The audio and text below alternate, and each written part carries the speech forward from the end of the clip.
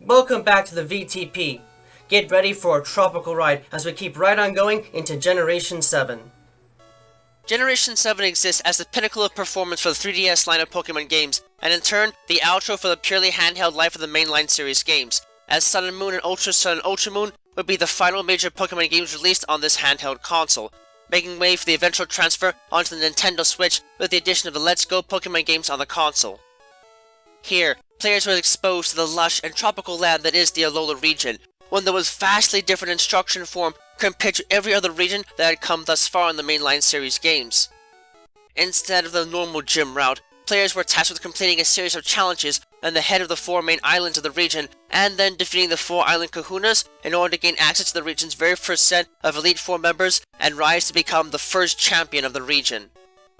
All this while also dealing with the antics of the nefarious Team Skull and the dark secret agendas of both the Aether Foundation and eventually the invading force of Team Rainbow Rocket.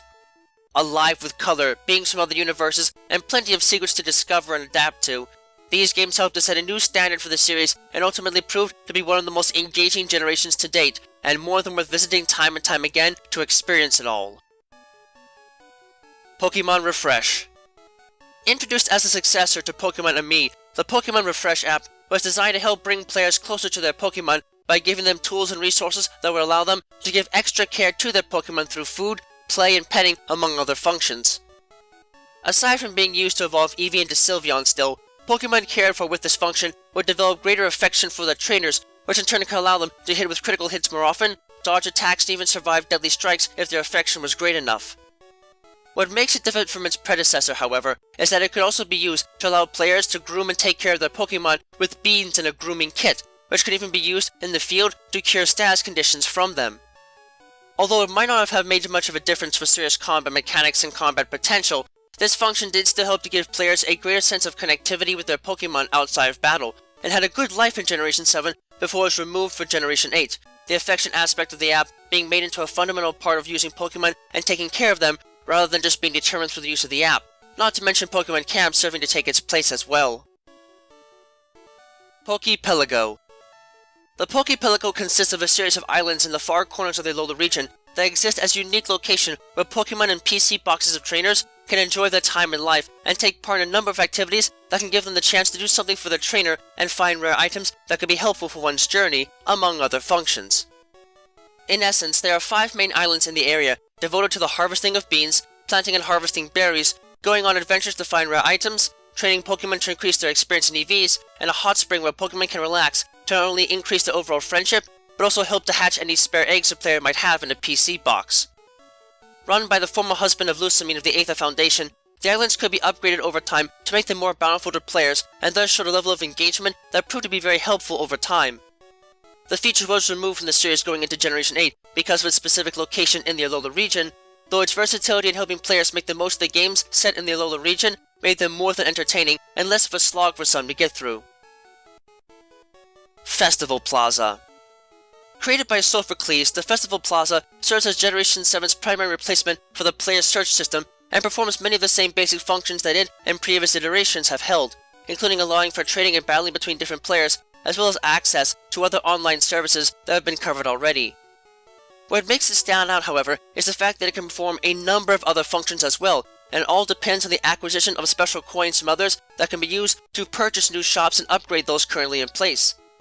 These shops offer a wide variety of services to players, including stalls for food and rare items, changing the color of clothing, a lottery shop, and much more beyond this. The plaza itself could be a bit confusing at times, but as a whole it did a good service to its main generation and acted as a decent hub for those exploring the online nature of the world in Generation 7, even if its basis in the Alola region is also what kept it from progressing into further generations. Battle Royal. The Battle Royal was a type of gimmick battle type within the Battle Royal Dome, where 4 trainers would battle each other at once for the sake of seeing who can get the most knockouts in a battle before one trainer would have all their Pokémon fainted. With 4 different difficulty ranks available and 3 Pokémon per player, combatants would go around and attempt to attack and knock out others in order to gain points, with the point being awarded to any Pokémon that either directly or indirectly knocks out an opposing Pokémon, and the battle only ended once one trainer's 3 Pokémon had all been knocked out. The Pokémon with the highest number of points then, at that point, would win the entire round. While it did look to be rather unique on its own, and certainly put on a new perspective to taking out as many Pokémon as possible before others could, it was also a bit hard to get used to for many, and didn't offer much in the way of serious rewards outside of battle points to players. So this, plus its connections with the professional fighting history of Hawaii, which the Alola region is based on, kept it from progressing further into future generations.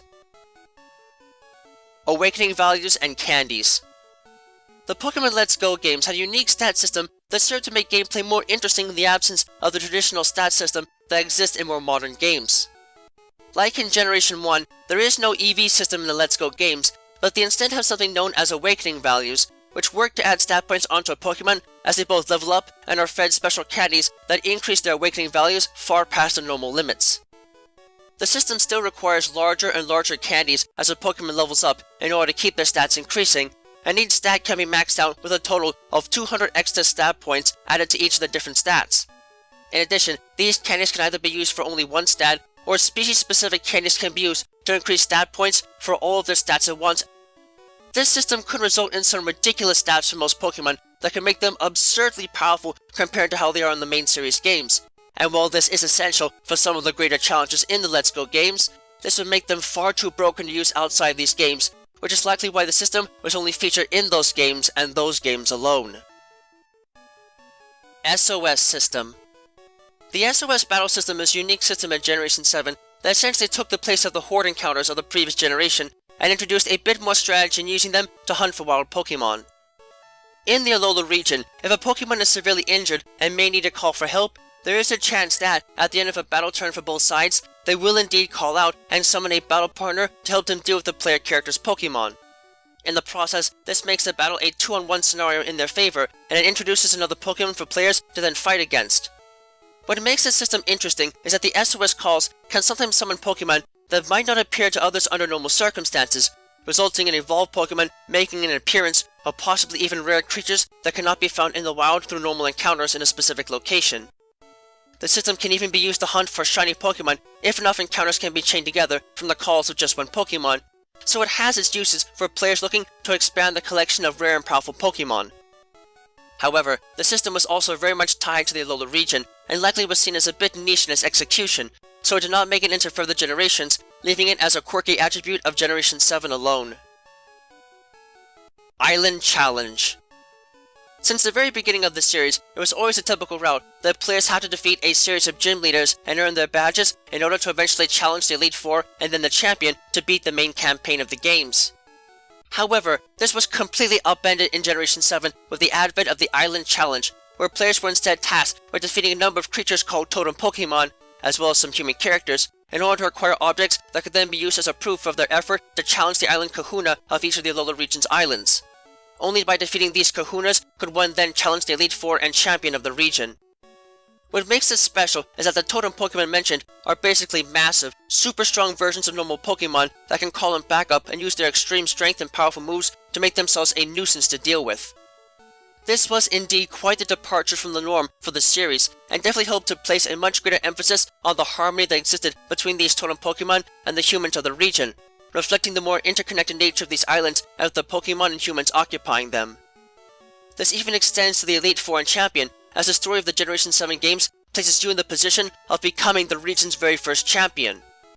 Sadly, this change in the flow of the games did not go beyond this generation, but given it is tied specifically to the culture of the region, this is not surprising and nonetheless made the adventure quite interesting and more than worth the time to take part in and explore.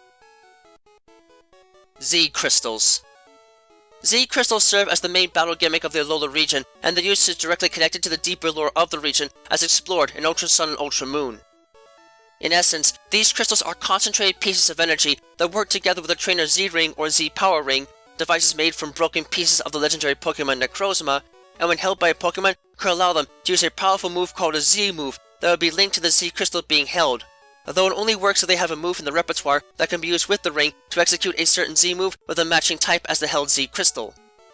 There are also Z-Crystals that are tied to specific species of Pokémon and a specific move that create a unique attack that can often prove to be more powerful and devastating to others when executed compared to normal Z-moves. In the lore of the region, there is even a Z-Crystal that, when held, allowed Necrozma to enter into its true original form, Ultra Necrozma, when held in conjunction with the signature Light That Burns the Sky Z-move. These items could be used to blitzkrieg through a difficult opponent, or otherwise give a Pokemon a unique advantage in battle, since most moves executed with the Z Crystal tend to have different effects than the norm, and thus allowed for a new set of strategies to crop up to make the metagame more interesting and competitive than ever before. With that said though, the crystals and the link to the Alola region kept them from coming forward into future generations, though it also can be said that their eventual retirement after their debut generation could also be linked to Game Freak's attempt to rebalance the metagame in Generation 8. Alternate Universe. Generation 7 is more than a bit unique because of the way that the sequel games were designed, as Ultra Sun and Ultra Moon were not remakes of the first set nor direct sequels, but instead took place in alternate universes, much as how Oris takes place in a universe separate to the original Ruby and Sapphire games. Because of this, while many of the assets of the games remained the same, the story was notably different and focused more on Necrozma than the Ultra Beasts as Sun and Moon had, all while telling a new and unique story that doesn't have to be seen as replacing the story of Sun and Moon to stay relevant. This helped to provide a different take on the region, while also offering plenty for players to find that had not been part of the previous games. It is quite likely that this could have been an industry standard for the series moving forward, but the jump to the Switch and the establishment of DLC as part of the major series' structure has meant that sequel games of any sort are unlikely to make a return now, leaving Generation 7's odd universal quirk as a monument to the last time they would be seen and executed again. Ultra Beasts. While many different types of Pokemon have been produced over the generations to bring new cultural and story elements into the franchise as a whole, none perhaps had as much of an impact as a gimmick than the creatures known as the Ultra Beasts.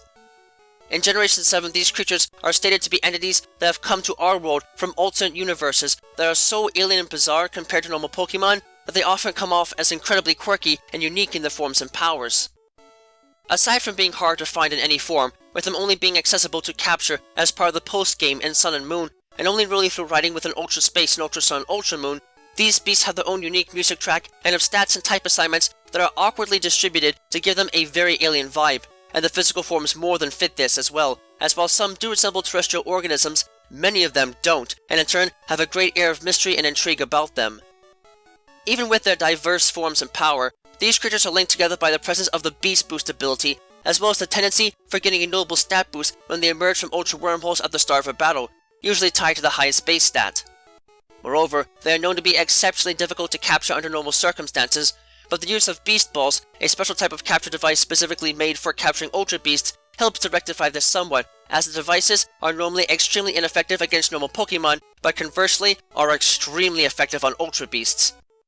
While the first two main sets of games in Generation 7 added their mix of Ultra Beasts in equal measure, because their appearance and Ultra Wormholes they emerge from are linked to the Alola region and its lore specifically, it is unlikely that more of these beasts will be created in the future, even though they did make an appearance in Generation 8 through the Dynamax Adventure and the Crown Tundra DLC for Sword and Shield. Ultra Space and Ultra Warp Ride.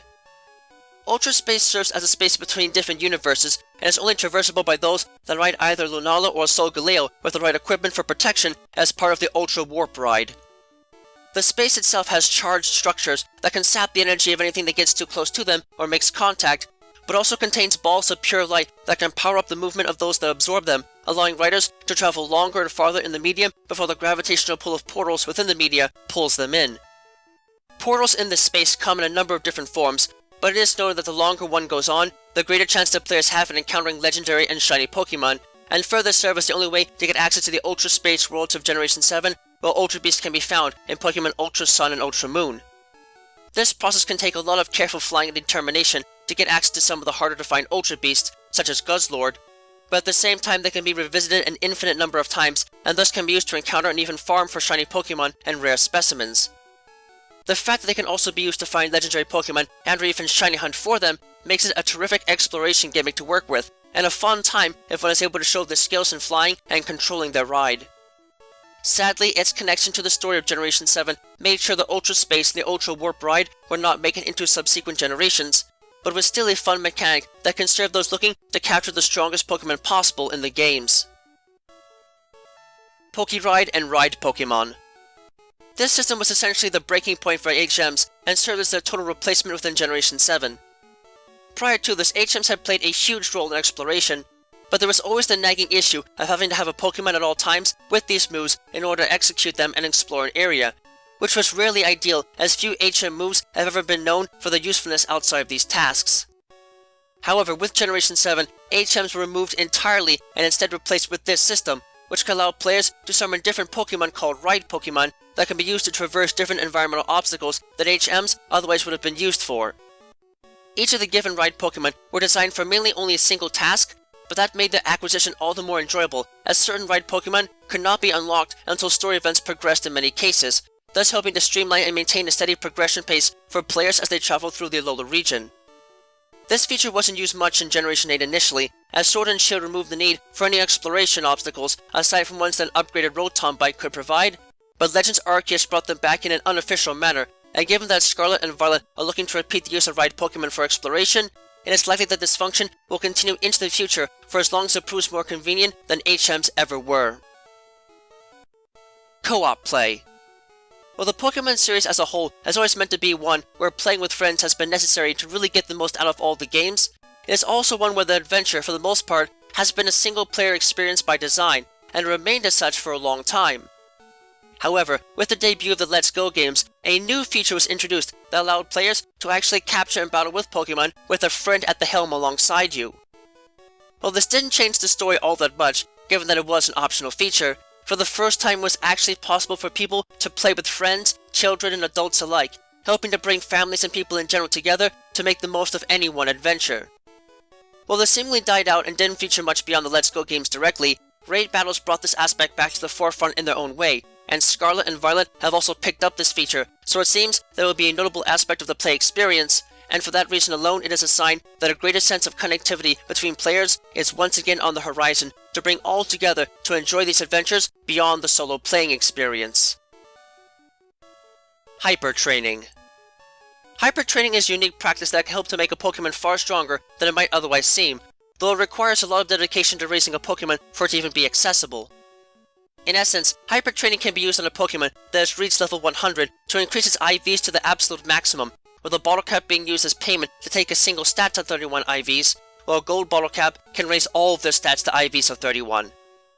The fact that it requires players to grind the Pokemon to the maximum level possible means that it can be a pain to get to, and the payment required is troublesome because bottle caps of all sorts are not easy to get a hold of, but that is essentially the point, and given that it can help make a Pokemon into a champion fighter even if their IVs aren't great to begin with, it's little wonder that it's managed to stay in the series games and likely will continue to do so to help players maximize the power of their favorite Pokemon without having to always go the long way of breeding or soft resetting to get the best IVs possible on them. Regional Forms.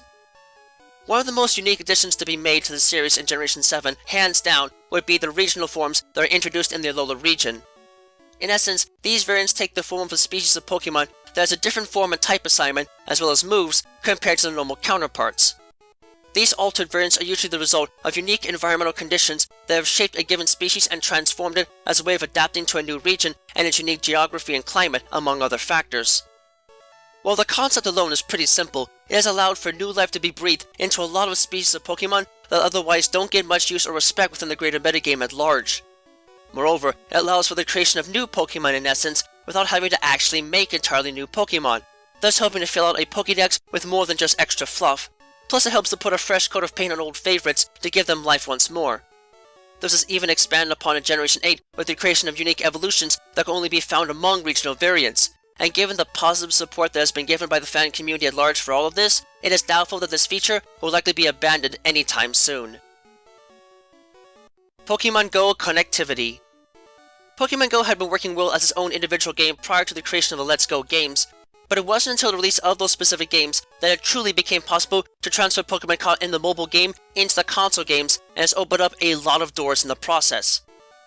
While initially limited to Generation 1 Pokemon, this feature has evolved over time to allow pretty much any Pokemon caught in the game to be transferred into the console games thanks to Pokemon Home, in turn allowing players to take any Pokemon they have obtained playing the game outside and make them a part of their main series collection, in turn creating a level of connectivity that allows players to play Pokemon games wherever they go, and not be cheated out of getting something rare on the go, only to not be able to make use of it in the console games. This was all tipped off with the creation of the Meltan family, the first mythical Pokemon with the capacity to evolve, and it is still a major component of that link, as Meltan can only be evolved into Melmetal within Pokemon Go, thus making it imperative for players to get the best specimens they can and grind for the candies needed to evolve it before transferring it to a console game in order to make the most of it. We're almost there, so hang on as we keep right on going to the finish line in the next part of the V.T.P.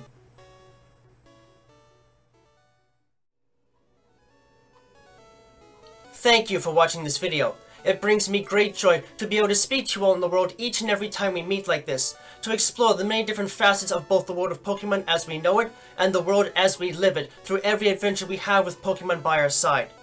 If you'd like to, please subscribe, ring the bell and all that jazz, to keep yourself updated on content uploads and other materials of the like.